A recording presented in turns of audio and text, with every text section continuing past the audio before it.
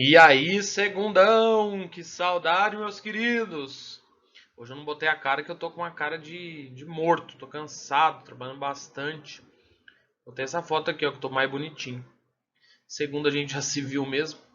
Alguns não viram, né? Faltaram aí na aula. Não tem problema. Pessoal, a gente vai seguir hoje. Faltam dois módulos para acabar a apostila depois de hoje. Hoje a gente vai ver a formação dos estados nacionais. Carambolas, errei aqui, ó. Nacionais. Opa! Ó, ficando bom no mouse, hein, ó. Nacionais latino-americanos. Ó, módulo 16, frente 1. É isso mesmo? Eu acho que eu tô equivocado aqui. Deixa eu só conferir se não é o módulo 17. Não, módulo 16 mesmo. Módulo 16, frente 1. É o último do frente 1. E aí tem mais um na frente 2. Na verdade, então falta só um módulo depois desse. Pessoal, não tem muito mais o que a gente falar. A gente vai falar como se formaram os estados nacionais latino-americanos. América Latina. Todos os países da América que falam a língua latina. Então pega do México para baixo, todo mundo que fala línguas de origem latina, francês, português, com exceção do Suriname, é América Latina. Francês, português e espanhol. Ó, quem puder, arroba profeitor, arroba colégio Gênesis, História S2, foco nos estudos, tamo junto, bora pra aula. Vai ser curtinha hoje, fiquem tranquilos. Só pra vocês entenderem o que aconteceu. Olha que legal isso aqui, ó. Consegui essa imagem, gosto de quando eu acho material legal pra vocês. Aqui a divisão em capitanias e vice-reinos que a América Espanhola tinha.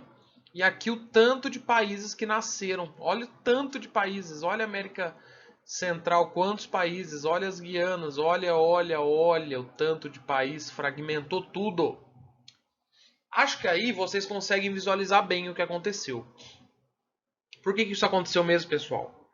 Porque havia interesses em cada localidade daquela elite crioula e eles não queriam que outros unissem-se a eles, ou então que essa política, né, ficasse fechada numa grande nação, porque eles tinham interesses regionais, eles tinham interesses de fragmentação, eles queriam poder para eles. Então, enquanto o Brasil vai conseguir se manter inteiro, olha o tamanho do Brasil aqui, grandão, ó, era assim, ficou assim. Depois nós compramos um pedaço aqui, ficou assim. Enfim, ficamos grandes. Eles se fragmentaram. Eles não conseguiram manter essa unidade territorial, porque os interesses regionais eram muito fortes. No Brasil, houve tentativa de emancipação, mas essas tentativas foram frustradas. Houve contenção. Agora eles não. Nesse momento que começam as independências, vem essa característica e isso é muito forte no restante da América Espanhola, né? Então, quando a gente fala em América Latina, e depois essa característica vai pegar o Brasil também, a gente tem alguns pontos nessa política. Quando a gente fala em Estado Nacional, a gente está falando do que o liberalismo político, do que o iluminismo falou. Estados com autonomia, onde as pessoas têm direito à participação política. Só que isso era muito teoria ainda. Isso veio para cá muito teoria. E esses estados, eles eram embrionários, eles eram estados tentando nascer. Quando eles nasceram muito diferentes do que a teoria dizia. Na prática foi diferente. Eles nasceram com problemas. Por isso que a América Latina tem até hoje alguns problemas. Também por isso, né? Depois vem os Estados Unidos para imperar na América Latina e se impor, e também traz mais problemas ainda.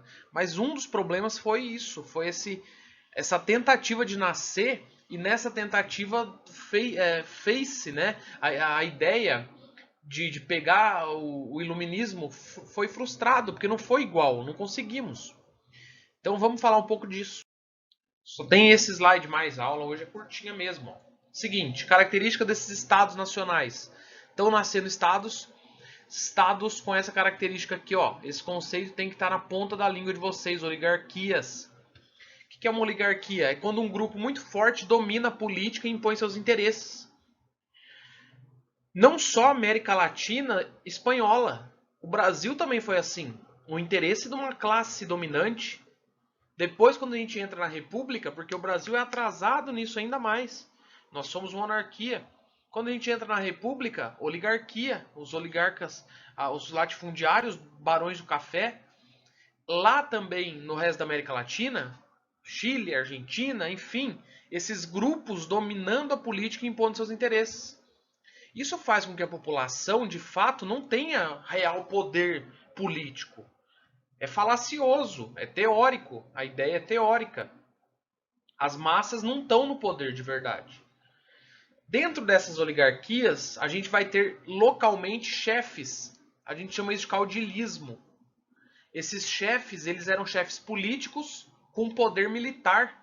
Por quê? Eles tinham exércitos, homens armados pessoais à sua disposição. Os caras tinham exércitos à sua disposição. Qualquer interesse popular que surgisse numa região dessas, eles iam lá e matavam a pessoa que estava protestando, buscando seus direitos. Então os ideais de liberdade da Revolução Francesa, os ideais de liberdade do Iluminismo, eles caem por terra na formação dos estados nacionais, principalmente em alguns, né? Aqui, caem por terra. Não conseguimos fazer acontecer.